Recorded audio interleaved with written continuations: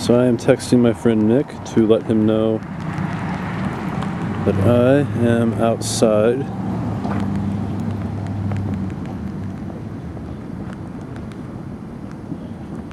And he should be down any moment now.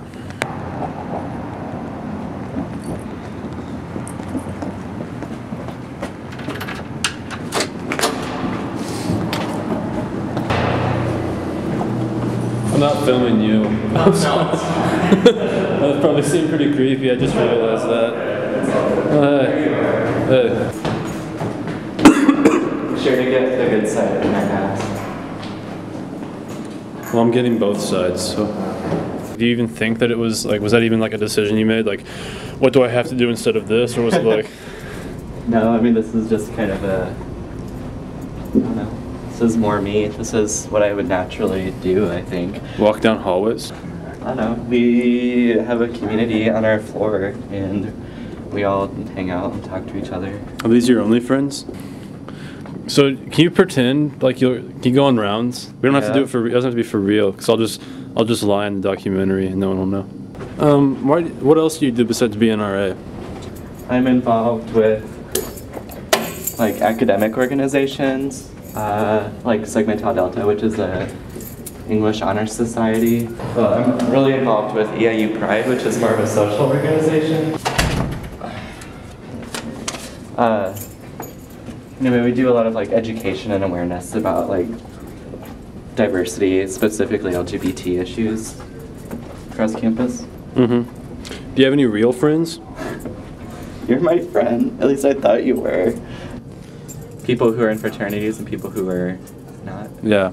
I mean, no. Okay. I don't think there's an obvious contention between them. I think that they just kind of socially avoid each other. I mean, just because... I don't know if they're actively trying to avoid each other, maybe.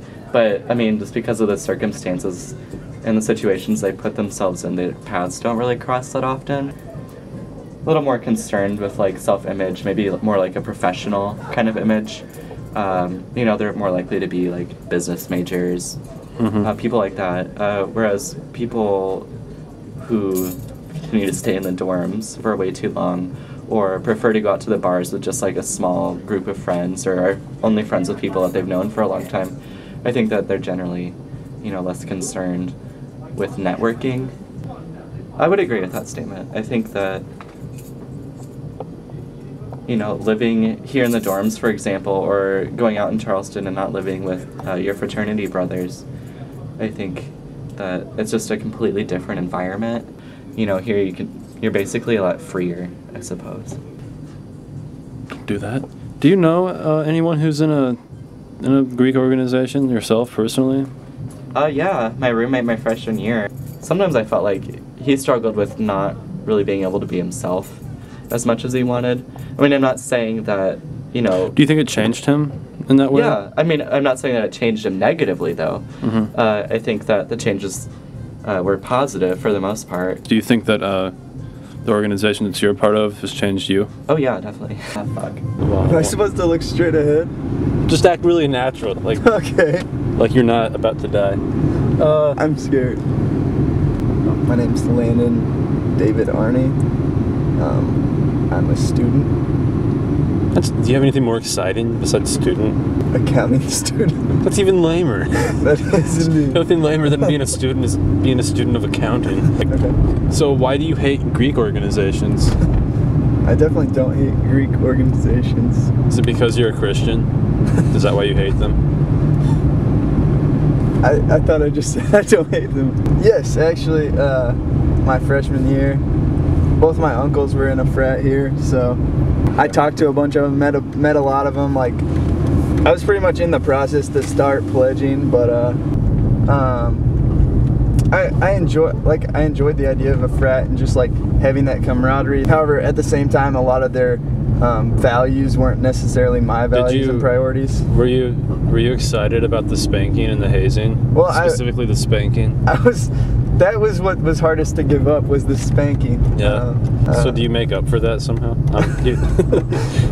Well, my roommates, we do have a paddle at home. But whenever we go in there, like, don't do anything stupid. Try to act really natural. Like, say, I don't know, Like whenever you go in, like be like, "What's up, homie G Dog?" All right. Like whatever you like, something that I would normally say. Yeah. But no, answer the door. If you answer the door, it'll look better for the documentary. Okay. Hey, dude. Yeah, that was cool. Hey. Welcome. Hey, my name is Lucas Hayes. I was born June 15th, 1990, and I'm a full-time student. And I also work at a car dealership in Effingham. See, why couldn't you have an actual job like that? Anyways. I'll tell you my real. I also work as a teller at a bank. So Highway 130, Highway 130. There's a burn. Let's go! If we die while you're filming and driving, I'm gonna be so pissed at you. No, you won't. You'll be dead. Why do you hate fraternities? Why do I don't necessarily hate fraternities. I just choose not to participate. Why don't I join a fraternity? Yeah, same thing. Okay. What was the question again? Well, you were. Why don't I join a fraternity? Yeah. Oh, you said because you'd rather, like, with a limited amount of free time you have. Yeah, I'd rather hang out with the friends that I choose. And wait, I'm gonna get some awesome B-roll. Okay. I'm not really involved in any social groups. Okay, let me start off with a more basic question. Do you have friends? Well, because I'm getting the shot of the church right now. But okay, so you're gonna get out, and then like you're gonna stand there, and then like as you're looking up at it, we're gonna drive by because I want to see how this works. Hey, let's just run him over. So I've had this plan since before I even picked him up. We're totally just gonna drive off. Well, but you have to like say it with your look. This is inspiring. Turn around. Right here. Just like pull a 360. Yeah.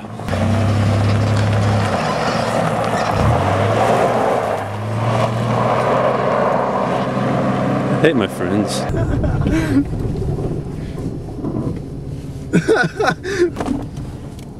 It was kind of long. No, there were some people that stopped for directions, so I got to talk to them for a while. What do you want me to explain? Just what's going on here tonight. So is this the other baby then? The tone of oppression. We're oppressing people. Okay. We're forcing people to confront how they oppress others, whether they know it or not, I guess. Sometimes. Which one are you? Queer. And we have a message. There should take people to speak. Hello, I'm Landon Brown. I give Matt permission to record. Now we're setting Alpha Fraternity Incorporated is in a new chapter. We're setting up a racial profiling section, just an experience for the campus. And in this room, we're going to set up shop. It's called Frozen Deli. And what we're going to do is have people come in and shop for various items, whether it be food or stuff like that to prepare meals. And we're just going to racial profile them soon as they come in. What would you do to a white guy like me? A white guy, we would just offer you the best, the top of the line. Share you more than other people. Okay. Most of our inspiration is based off experience and stuff we research, YouTube videos, watching interviews and stuff like that, and then stuff we see in the movies. Okay. So it's not like we're just coming off the wall with these. Yeah, okay. Just to open their eyes up to stuff. At the end of their experience, they would look into the mirror and they would just look in the mirror and say, what do you see? What's the first thing that comes to your mind when it comes to what you see in the mirror?